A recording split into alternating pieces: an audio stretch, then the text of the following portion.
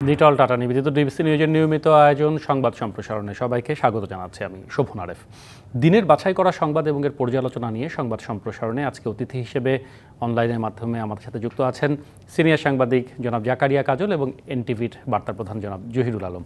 আপনাদের দুজনকেই স্বাগত জানাচ্ছি আমাদের আজকের আয়োজনে। স্বাভাবিকভাবে আজকে আলোচনার মূল বিষয়ে প্রধানমন্ত্রীর দিল্লি সফর শেষে তিনি হয়তো ফেরার পথে। এখন আমাদের শিরোনাম ছিল এরকম যে উন্নয়নের পথে বাংলাদেশ ভারতের নবযাত্রা শুরু, এটি বলেছেন প্রধানমন্ত্রী।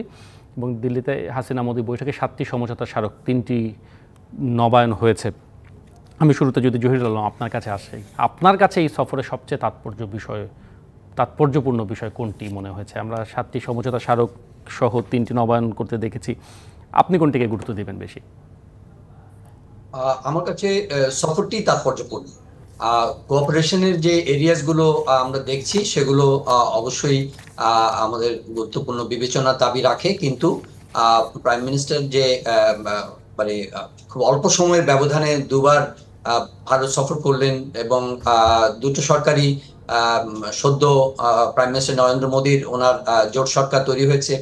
আমাদেরও সরকার গঠনের জানুয়ারি 7 তারিখের পরে আমাদেরও সরকার গঠন হয়েছে।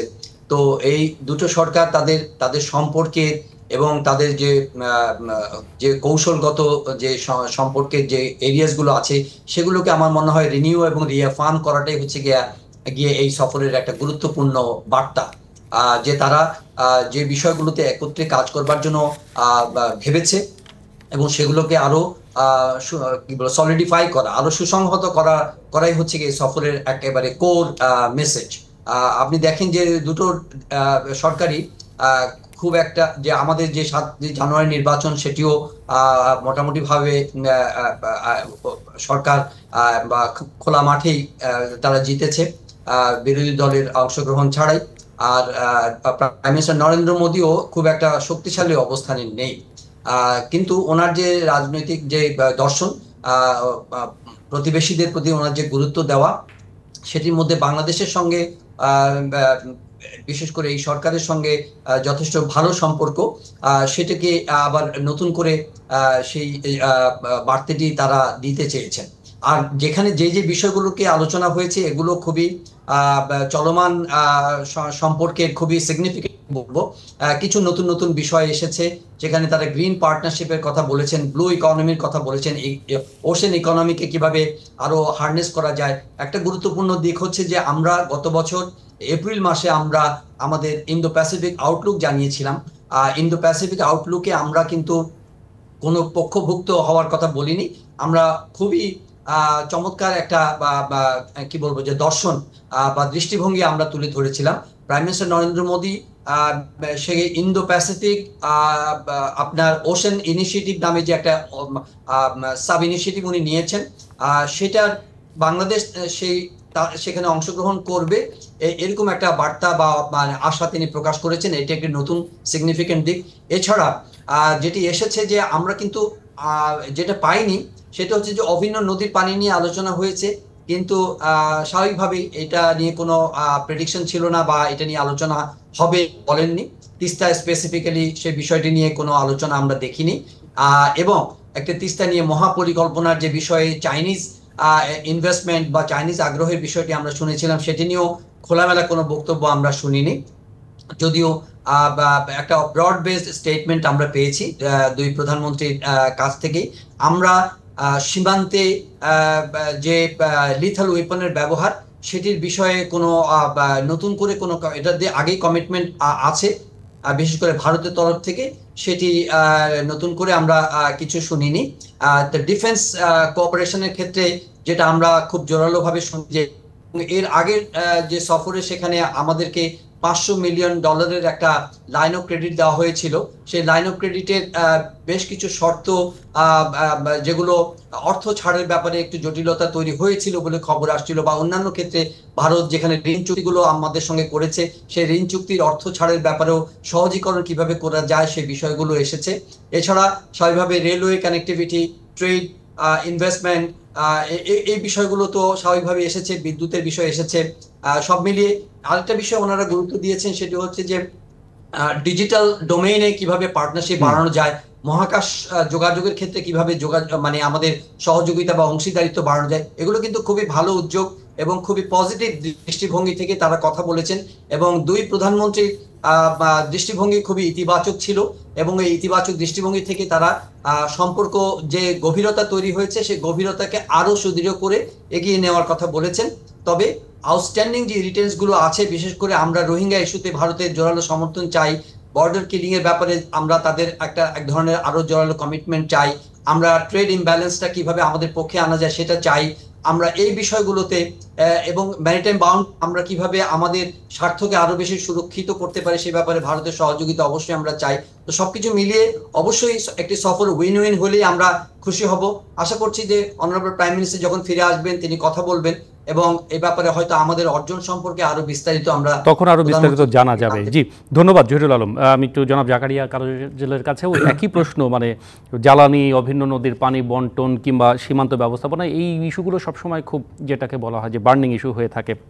সেখানে আমরা এবার দেখছি তিস্তার জন্য একটা টেকনিক্যাল টিম গঠনের কথা বলা হয়েছে, সেটিকে আপনি কতখানি ইতিবাচকভাবে দেখছেন? আর যে বিষয়গুলো জনাব জহিরুল আলম জানালেন সেইগুলোর মধ্যে আপনি কোনটিকে বেশি গুরুত্ব দিতে চান? এটা জহির বলেছেন, আমি আর রিপিট করতে চাই না। তবে আমি একটা জিনিস বলতে চাই, 15 দিনের মধ্যে দুবারের সফর নিয়ে যে কথাটা হচ্ছে, প্রথম যেটা গেলেন এটা তো একটা মানে অনুষ্ঠানে যোগ দিতে যাওয়া, সেটা আর এইটা তো রাষ্ট্রীয় সফর, এটা আগেই নির্ধারিত ছিল। কাজেই এই দুবারের যাওয়াটাকে আমি খুব গুরুত্বপূর্ণ কিছু মনে করছি না, কারণ আজকের যে এবারে যে সফরটা এটা আগেই নির্ধারিত ছিল, আর ওটা একটা অনুষ্ঠানে যোগ দিতে যাওয়া। কাজে আমার কাছে যেটা মনে হয়েছে, ভারতের প্রধানমন্ত্রী একটা কথা বলেছেন যে গত বছরগুলিতে আমরা 10 বার দেখা হয়েছে। তো এই সরকারের সঙ্গে নরেন্দ্র মোদী সরকারের যেটা বন্ডিং, এটা আগে মানে আমার মনে হচ্ছে আস্তে আস্তে একটু মানে এটা আরো দৃঢ় হচ্ছে। কিন্তু আমি একটু গঙ্গা তিস্তার পানিটা নিয়ে আমি ভেবেছিলাম এটা নিয়ে আমরা হয়তো আরো ডিটেইল বা আর একটু পজিটিভ কিছু জানবো। যেটা হয়েছে যে একটা টেকনিক্যাল কমিটি আসবে, তো তারা এটা নিয়ে আলোচনা করবে, এটা আমার কাছে খুব সুখকর কিছু বলে যতটা প্রত্যাশিত ছিল ততটা সুখকর আমার কাছে মনে হয়নি। এটা মানে এটা এটা আমার ব্যক্তিগত অভিজ্ঞতা। আমি তিস্তা নিয়ে আরো জোরালো কিছু আশা করেছিলাম, 1 নম্বর। 2 নম্বর হচ্ছে বর্ডার কিলিং, এই বিষয়টা আমি পুরোটাই শুনলাম, আপনাদেরটাও শুনলাম, আরো দেখলাম কোথাও এটা নিয়ে বোধহয় এখন আলোচনা হয়েছে বলে এমন কিছু আমার কাছে প্রতীয়মান হয়নি, বা এই সফরে এটা আলোচনা হলেও হয়তো উল্লেখযোগ্য কিছু নেই বলে হয়তো সেটা আসেনি। আমার কাছে যেটা মনে হচ্ছে, কম্প্রিহেনসিভ ইকোনমিক পার্টনারশিপ এগ্রিমেন্ট, এটা যদি হয় এটা হয়তো দুদেশের জন্য ভালো হবে। কিন্তু এটাও মানে এটা কেমন কতটা কি হবে সেটার জন্য আমাদের অপেক্ষা করতে হবে। আমার কাছে আরেকটা জিনিস যেটা মনে হয়েছে যে বাংলাদেশিদের জন্য ই মেডিকেল জুতো চালুর ঘোষণা, যেটা কারণ আমাদের দেশ থেকে কিন্তু একটা শ্রেণী সিঙ্গাপুরে যায়, কিন্তু বেশিরভাগ মানুষ কিন্তু চিকিৎসার জন্য ভারতে যায়। তো এগুলোর ব্যাপারে যেটা হয়েছে, আলোচনা হয়েছে, জহিরের মতো আমিও আশাবাদ ব্যক্ত করি, কিন্তু কম্প্রিহেন্সিভ কিছু কিন্তু আমার কাছে মনে হয় না। আর যেগুলো আছে, যেটা আমাদের জন্য আমি যেটা নিয়ে বেশিয়েছিলাম, তিস্তার পানি এবং বর্ডার কিলিং। দেখেন, বর্ডার কিলিং কিন্তু ওই যে সীমান্ত রক্ষী পর্যায়ে যে আমাদের বর্ডার গার্ড এবং ওদের বিএসএফ পর্যায়ে প্রায় আলোচনা হয়, প্রায়ই বলা হয় এটা শূন্যের কোঠায় নামিয়ে আনা হবে, কিন্তু এখন পর্যন্ত কিন্তু এটা হয়নি। এটা আমার জন্য একটু আমি ব্যক্তিগতভাবে মনে করি যে এটা নিয়ে আমাদের প্রত্যাশাটা আরো বেশি ছিল। আর তিস্তার পানি তো বললামই, প্রত্যাশা বেশি ছিল। এছাড়া বাকি যেগুলো ডিটেল বলেছে, এগুলো হ্যাঁ তাত্ত্বিকভাবে প্রত্যেকটাই খুব পজিটিভ। তাত্ত্বিকভাবে, আমি শব্দটা জেনে বুঝে ব্যবহার করছি, তাত্ত্বিকভাবে খুবই পজিটিভ। এখন বাস্তবায়ন পর্যায়ে কোনটা কি হয় সেটার জন্য তো আমাদের অপেক্ষা করতে হবে, কারণ আমরা এরকম অনেক দেখি, যেমন ট্রেড ইমব্যালেন্স নিয়েও কোনো কথা হয়নি। আমরা হ্যাঁ, ভারতের কাছে আমাদের ঋণ আছে, আমাদের মুক্তিযুদ্ধ নিয়ে ঋণ আছে, এটা আমরা প্রতিবারই বলি, কিন্তু সেই ঋণ আমরা প্রতিবারই স্বীকার করি, আমরা বিভিন্নভাবে স্বীকার করি, কিন্তু প্রত্যাশিত পর্যায়ে আমরা ওইভাবে সাম্প্রতিক সময়গুলিতে খুব পজিটিভ কিছু দেখছি না। আমরা খালি প্রতিশ্রুতি আর ইত্যাদির মধ্যে থাকছি। তবে আমার আশা করতে তো মানে আমি আশা করি প্রত্যাশাগুলি পূরণ হবে। তবে তিস্তা এবং বর্ডার কিলিং, এই দুটা বিষয়ে আরো স্পেসিফিক কিছু হলে আমার মতো বাংলাদেশের সাধারণ মানুষ আরো বেশি খুশি হতো। ধন্যবাদ। এই বিষয়টি নিয়ে রাজনৈতিকভাবেও বক্তব্য রয়েছে, সেইটি নিয়ে আমরা একটা বিরতির পরে আলোচনা করতে চাই। নিটল ডাটা নিবেদিত সংবাদ সম্প্রসারণে আমরা ফিরবো কিছুক্ষণের মধ্যে। বিরতির পরে ফিরে এলাম নিটল ডাটা নিবেদিত সংবাদ সম্প্রসারণে। আমাদের সাথে আজকে উপস্থিত আছেন অনলাইনের মাধ্যমে সিনিয়র সাংবাদিক জাকারিয়া কাজল এবং এনটিভির বার্তা প্রধান জনাব জহিরুল আলম। আবারও স্বাগত জানাচ্ছি। আমরা প্রথম পর্বে দুই দেশের মধ্যে মানে দিল্লিতে শেখ হাসিনা এবং নরেন্দ্র মোদীর যে বৈঠক, তার বিভিন্ন বিষয় নিয়ে এবং যে সমঝোতা স্মারক সই হয়েছে, যেগুলো নবায়ন হচ্ছে, সেগুলো নিয়ে আলোচনা করছিলাম। এই পর্বেও তার কিছুটা হয়তো থাকবে, কারণ আমাদের এটি নিয়ে একটা রাজনৈতিক বক্তব্যও ছিল। সেটি নিয়ে আমাদের প্রতিবেদনের যে শিরোনাম ছিল যে 15 দিনেরও কম সময়ের ব্যবধানে প্রধানমন্ত্রী দুইবার ভারত সফর নিয়ে জনমনে নানা প্রশ্নের জন্ম দিয়েছে, এটি বিএনপির নেতারা দাবি করছেন এবং দলটির নেতারা এটাও বলছেন যে এই সফর ঘিরে বাংলাদেশের জনগণের কোনো প্রত্যাশা কিংবা প্রাপ্তি নেই। সেই বিষয় নিয়ে জাকারিয়া কাজল, আপনি কি মনে করেন, মানে প্রাপ্তি অপ্রাপ্তি কি এভাবে বা এখনই বিচারের সুযোগ আছে? আপনি দেখেন? আমি যেটা প্রথমেই বলেছি, 15 দিনের মধ্যে দুবার, এটা তো আমি বলেছি, I don't want to repeat it.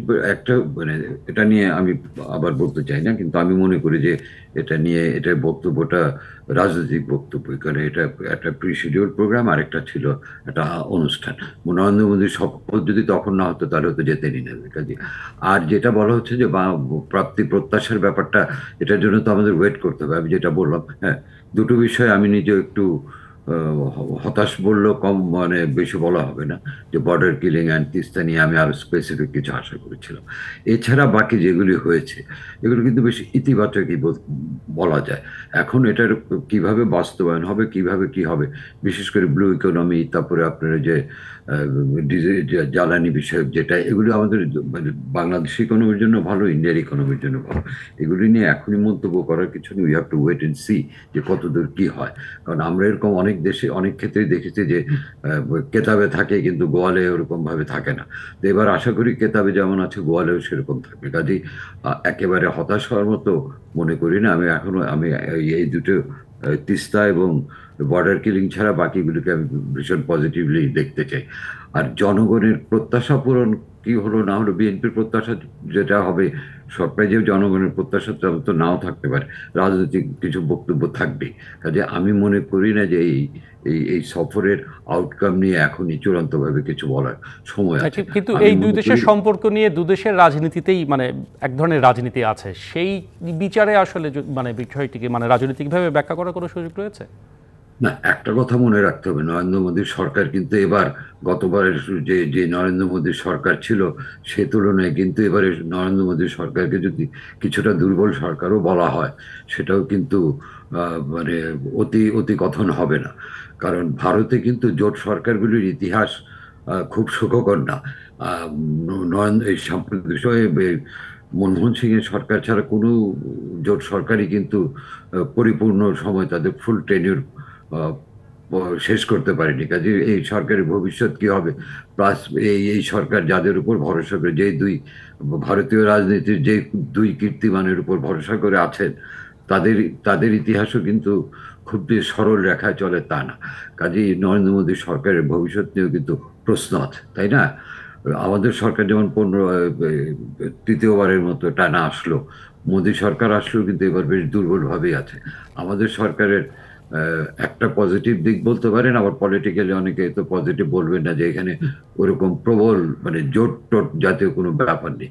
কিন্তু ভারতে জোট সরকারের অতীত যদি আমরা দেখি, নরেন্দ্র মোদী সরকারকে কেউ 1.5 বছর, কেউ 2 বছর মেয়াদ দিচ্ছেন। আমি তো আর ভবিষ্যৎ বক্তা নেই, কিন্তু আমারও মনে হয় না যে এই জোট সরকার খুব স্মুথলি তাদের ফুল টেনিউর পালন করবে মোদী সরকার, এটা আমার মনে হয় না। কাজেই নিজেদের বিষয় নিয়ে তাদের বেশি ব্যস্ততা থাকতে হবে। আর নেবারহুডের সঙ্গে এই নতুন সরকার একটা পলিসি নিচ্ছে, কিন্তু নেবারহুডের ইতিহাসও কিন্তু খুব সুখকর না নরেন্দ্র মোদী সরকারের পক্ষে। বাংলাদেশের সঙ্গে তাদের সম্পর্ক ভালো, যেটা আজকে নরেন্দ্র মোদী নিজেও বললেন যে বিগত বছরগুলোতে 10 বার দু দেশের প্রধানমন্ত্রীর মধ্যে সাক্ষাৎ হয়েছে।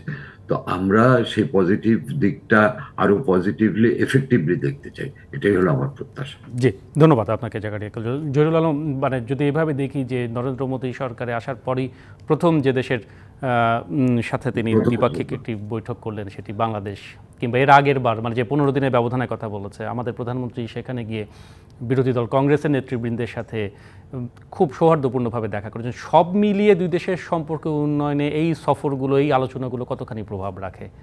আর আমরা ওই যে একটা কথা শুনি যে দেশের স্বার্থ বিকিয়ে দিয়ে আসার একটা পুরনো রাজনৈতিক অভিযোগ রয়েছে, আজকের সময় এসে সেটা আসলে কতখানি বাস্তবসম্মত? আসলে সফরের গুরুত্ব বোঝাতে গিয়ে তো আসলে দুই পক্ষই কিন্তু তাদের স্টেটমেন্টে এবং আমি দেখলাম যে এক্স হ্যান্ডেলে আপনার ভারতীয় এক্সটার্নাল অ্যাফেয়ার্স মিনিস্ট্রির মুখপাত্র বলেছেন যে একটা মেজর বুস্ট, এটা দু দেশের সম্পর্কে একটা নতুন উচ্চতা। কোনো সন্দেহ নেই যে দুটো সরকারই বোঝাতে চাইছে যে তাদের সম্পর্ক যে মাত্রায় যে উচ্চতায় গেছে সেটাকে আরো স্ট্রেনথেন করা এবং এগিয়ে নিয়ে যাওয়া আস্থা বিশ্বাসের সম্পর্কের ভিত্তিতে দুই সরকারের সঙ্গে। কিন্তু একটা বিষয়ে এটা আমার মনে হয় যে জনমানসে আছে, জনশ্রুতিও আছে। আপনি দেখেন যে এই মুহূর্তে ভারত এবং বাংলাদেশের মধ্যে সুপার 8-এ টি-20 ওয়ার্ল্ড কাপের খেলা চলছে। এখানে কিন্তু দুটো দলই চেষ্টা করবে তাদের সর্বোচ্চ সামর্থ্য দিয়ে, শক্তি দিয়ে জয় ছিনিয়ে নেওয়ার জন্য বা জয়। এখানে শক্তির ভারসাম্য নিয়ে হয়তো কিছুটা সমস্যা আছে, কিন্তু একইভাবে আমরা যদি দুদেশের সম্পর্কের ক্ষেত্রেও দেখি, আমরা কিন্তু দর কষাকষির ক্ষেত্রে এটা এক ধরনের পারসেপশন যে দর কষাকষির ক্ষেত্রে বাংলাদেশ, আমরা দুটো সভরেন নেশন, কিন্তু আমরা যেন ঠিক আমাদের প্রাপ্য জায়গাটায় পৌঁছাতে পারি না। এটাই একটা কি বলবো যে একটা নেগেটিভ পার্ট, যে আমরা যতই রেসপেক্ট, মিউচুয়াল রেসপেক্টের কথা বলি, শেয়ার্ড ভ্যালুজের কথা বলি, কিন্তু যখন আমরা দর কষাকষি করতে যাই তখন দেখা যায় আমরা মনে হচ্ছে যেন এটা পারসেপশন যে আমরা ট্রানজিট দিচ্ছি, নিরাপত্তা ঝুঁকি কমাচ্ছি, আমরা করিডোর দিচ্ছি, আমরা তাদের দুই দেশের মধ্যে যদি 15-16 বিলিয়ন ডলারের ব্যবসা হয় তার সিংহভাগ হচ্ছে ভারতের পক্ষে।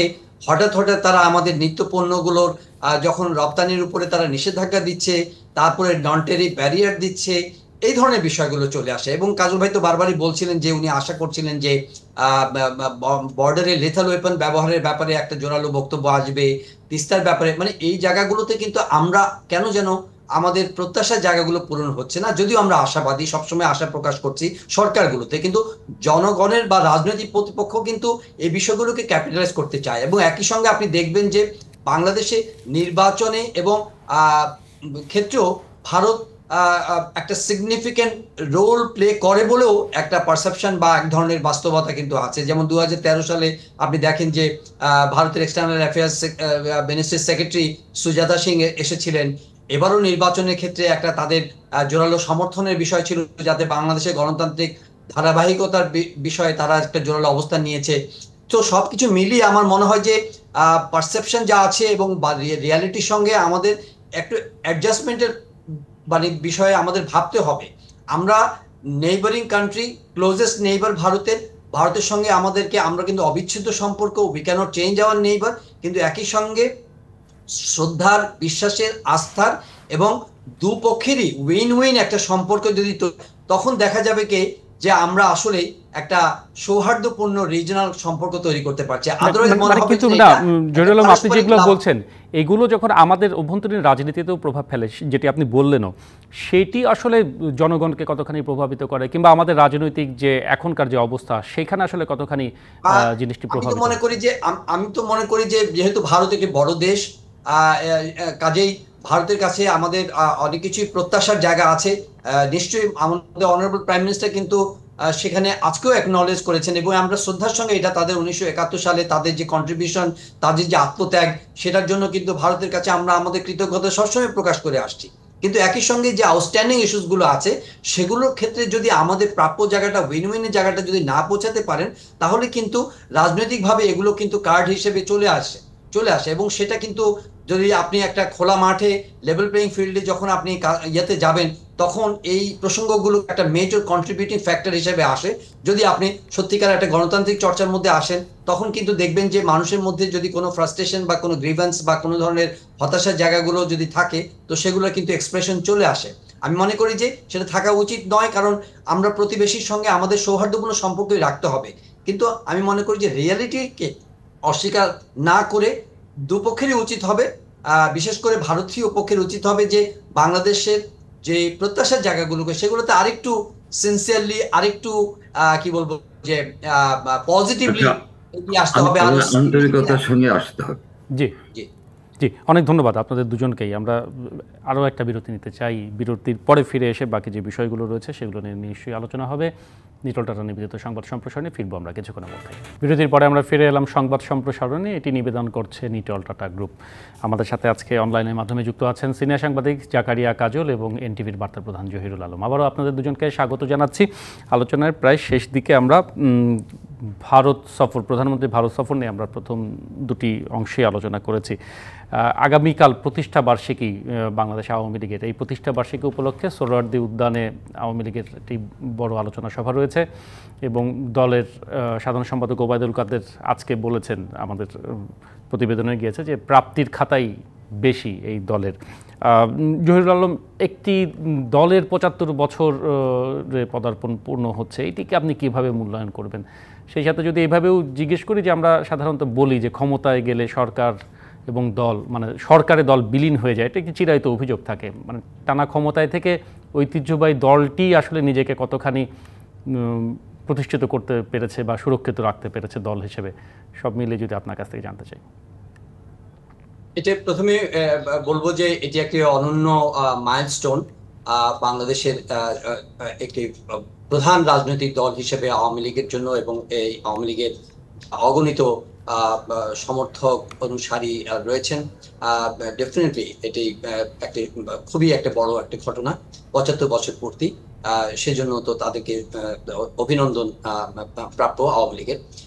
কিন্তু একই সঙ্গে যে প্রত্যাশার জায়গা বা প্রাপ্তির জায়গাগুলো যখন আলোচনা করতে হয়, তখন কিন্তু আওয়ামী লীগ একটি মেজর রাজনৈতিক শক্তি হিসেবে, মুক্তিযুদ্ধের নেতৃত্ব দানকারী দল হিসেবে, যে যে দর্শন, আদর্শ, চেতনা নিয়ে আমরা দেশ স্বাধীন করেছিলাম, সেই আদর্শ বা চেতনা থেকে অনেকখানি তারা যেটা তারা মুখে বলছে, সেখান থেকে অনেকটাই বিচ্যুতি হয়েছে বলে মনে হচ্ছে।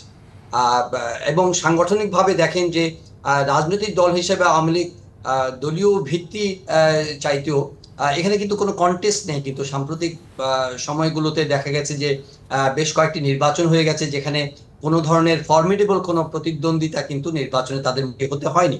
আর একটি রাজনৈতিক দল কিন্তু নানা ধরনের চড়াই উতরাইয়ের মধ্য দিয়ে যায়, এবং যদিও তারা ২১ বছর ক্ষমতার বাইরে ছিল, সে সময় তারা যথেষ্ট পরীক্ষা দিতে হয়েছে, তাদেরকে যথেষ্ট ডিফিকাল্টি তাদের ফেস করতে হয়েছে। কিন্তু একই সঙ্গে গত ৩টি টার্মে তারা যখন ক্ষমতায় আছে, তখন কিন্তু এই দেশে যে একটি প্রাতিষ্ঠানিক যে অগ্রগতি করার ক্ষেত্রে যে আওয়ামী লীগের একটা কার্যকর অবদান রাখার সুযোগ ছিল, সেটাই তারা পরিপূর্ণভাবে কাজে লাগাতে পেরেছে বলে মনে হয় না।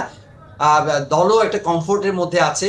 সুতরাং দলীয় শক্তি হয়তো ক্ষমতায় থাকা অবস্থায় যা দেখা যাচ্ছে, বিরোধী দলে থাকা অবস্থায় তারা যতটা শক্তিশালী ছিল, ক্ষমতায় থাকা অবস্থায় সেখানে যে কমফোর্টের কারণে নানা ধরনের কিন্তু কি বলবো যে এক ধরনের হাইব্রিড, যেটা অনেক সময় আলোচনা হয়, তারা কিন্তু এখন সবাই ক্ষমতাসীনের মুখী হয়ে গেছে। ক্ষমতাসীনের প্রতি তারা, যারা রাজনৈতিক আদর্শে বিশ্বাস করে এমন লোকও আছে, যারা বিশ্বাস করে না এমন লোকও আছে। সেই জায়গাতে তাদের কিন্তু তাদের যে পরিচ্ছন্ন বা শুদ্ধি অভিযানের কিন্তু কোনো চেষ্টা আমার চোখে পড়ছে না, এবং প্রাতিষ্ঠানিক সেই জায়গায় এক ধরনের ঘাটতি কিংবা প্রচেষ্টার প্রয়োজন বলে আপনি মনে করছেন। ধন্যবাদ জহিরুল আলম। আমি একই প্রসঙ্গে জাকারিয়া কাজলেরও মতামত জানবো। ৭৫ বছরের পুরনো ঐতিহ্যবাহী দলটি বর্তমান সময়ের সাথে আসলে কতখানি তাল মিলিয়ে চলতে পারছে। আজকে ওবায়দুল কাদের বলেছেন যে মূল্যস্ফীতি নিয়ন্ত্রণ সহ বেশ কিছু তাদের অগ্রাধিকারে রয়েছে। দল হিসেবে, রাজনৈতিক দল হিসেবে সেটি কতখানি চ্যালেঞ্জের হবে হিসেবে বাংলাদেশ আওয়ামী লীগ ৭৫ বছর পূর্ণ করলো, এটা একটা আসলে একটা মাইল ফলক, এবং আমি এই জন্য অভিনন্দন জানাই আওয়ামী লীগকে। এবং বাংলাদেশে আমি যদি প্রধান ৩টি রাজনৈতিক দল ধরি, যেটা আমরা বলি আওয়ামী লীগ, বিএনপি এবং জাতীয় পার্টি, এর মধ্যে আওয়ামী লীগের জন্ম এবং চরিত্র কিন্তু গণতান্ত্রিক। বাকি দুটা দলের জন্ম নিয়েও কথা আছে এবং গণতান্ত্রিকভাবে কতটুকু কি সেটা নিয়েও প্রশ্ন আছে, কিন্তু আওয়ামী লীগের বেলায় প্রশ্নটি নেই, কারণ আওয়ামী লীগের জন্ম গণতান্ত্রিকভাবে একমাত্র দলের। তবে বড় দল হিসাবে আওয়ামী লীগের সবচেয়ে বড় অর্জন বাংলাদেশের স্বাধীনতা যুদ্ধের নেতৃত্ব দেওয়া, এটা নিয়ে দ্বিমতের কিছু নেই। তবে যারা বড় তাদের কাছে প্রত্যাশাও অনেক বেশি থাকে। আওয়ামী লীগ সেই প্রত্যাশা কতটুকু মানে পূরণ, সাম্প্রতিক সময় তো কিছু প্রশ্ন এসছেই। হ্যাঁ, নির্বাচনের কথা জোর বললেন, আমিও বলি, কিন্তু নির্বাচনে আর কেউ আসে না, এটার জন্য আওয়ামী লীগ যতটুকু দায়ী, যারা আসেন না তারাও ততটুকু দায়ী বলে আমি, সমভাবে দায়ী বলে আমি মনে করি। আরেকটা ব্যাপার হচ্ছে, গত নির্বাচনের আগেই আমি বলেছিলাম, অন রেকর্ডই বলেছিলাম যে আওয়ামী লীগ যে নির্বাচনের যে যে স্টাইলে নির্বাচনটা করছে, এটা দলের মাঝেই কিছু বিভেদের জন্ম দেবে এবং এই প্যান্ডোরাস বক্স ওপেন করাটা আওয়ামী লীগের মধ্যে একটা অন্তর্কলহের সৃষ্টি হবে। আমরা সংসদ নির্বাচনেও সেটা দেখেছি, আওয়ামী লীগের অনেক স্টলওয়ার্ডকে আমরা পড়ে যেতে দেখেছি, সাম্প্রতিক উপজেলা নির্বাচনে দেখেছি, কিন্তু দলের নিজেদের মধ্যে এই যে বিভাজনটা কিন্তু এই কলহটা এখন অন্তর্দ্বন্দ্বে রূপান্তরিত হচ্ছে। আওয়ামী লীগের জন্য সবচেয়ে বড় চ্যালেঞ্জ হচ্ছে আমার মনে হয় তাদের এই অন্তর্দ্বন্দ্ব এবং কলহ নিরসন। আর যেটা মূল্যস্ফীতি, তো এটা তো ওবায়দুল কাদের যেটা বলে এটা সত্য। বাংলাদেশের মানুষের কিন্তু এখন মূল্যস্ফীতি এবং নিত্য পণ্যের এই ক্রমবর্ধমান মূল্য বৃদ্ধিতে কিন্তু মানুষ খুব সুখে নেই, এটা এক কথা বলে দেওয়া যায়। যদিও এবারে বাজেটে আমরা দেখলাম যে চাল, ডাল, তেল, চিনি সহ 34টি নিত্য পণ্যে শুল্ক ছাড় দিয়েছে, কিন্তু এই শুল্ক ছাড়ের কতটুকু প্রভাব ভোক্তা পর্যায়ে পড়বে সে নিয়েও আমার যথেষ্ট সন্দেহ করার সঙ্গত কারণ আছে। কারণ এই বাজারগুলি কিন্তু যতটা না সরকারের নিয়ন্ত্রণে, তার চেয়ে বেশি মনে হয় একটা পপুলার শব্দ কিন্তু এখন সবাই জানে, সিন্ডিকেট। যে লোকটা লেখাপড়া জানে না সেও কিন্তু বলে কিছু হলে যে সিন্ডিকেট। গরুর বাজার থেকে আরম্ভ করে সবখানে কিন্তু এই সিন্ডিকেটের কথাই শোনা যায়। কাজে এই সিন্ডিকেটের কাছে সরকার কতটা তার শক্তিমত্তা বা তার যৌক্তিক ইয়ে কন্ট্রোলটা করতে পারবে সেটা নিয়ে কিন্তু একটা সন্দেহ থেকেই যায়। যদি এই জায়গাটা আওয়ামী লীগ নিয়ন্ত্রণ করতে না পারে, তাহলে জনপ্রত্যাশার একটা বড় ঘাটতি থেকে যাবে, যেটার মাসুল আওয়ামী লীগকে দিতে হবে। কারণ কেতাবে না, মানুষ কিন্তু বাস্তব প্রয়োগ দেখতে চায়। আপনি বাজেটে অনেক ভালো ভালো কথা বললেন, কিন্তু বাজারে আমাকে 60 টাকা কেজি আলু কিনতে জি। হলো, এটা কিন্তু মানুষ ভালোভাবে নেয় না। আরে সেই বাস্তবিক জায়গাটির প্রত্যাশা কতখানি পূরণ করবে আগামী দিনগুলোতে সেটি নিশ্চয়ই দেখা যাবে। সেটার জন্য আমাদের অপেক্ষা করতে হবে। তবে নিশ্চয়ই। অনেক ধন্যবাদ জাকারিয়া কাজল এবং জহিরুল আহমদ দুজনকে, ধন্যবাদ জানাই যারা এতক্ষণ সাথে ছিলেন। এই ছিল আজকে নিউট্রাল টাটা নিবেদিত সংবাদ সম্প্রসারণ।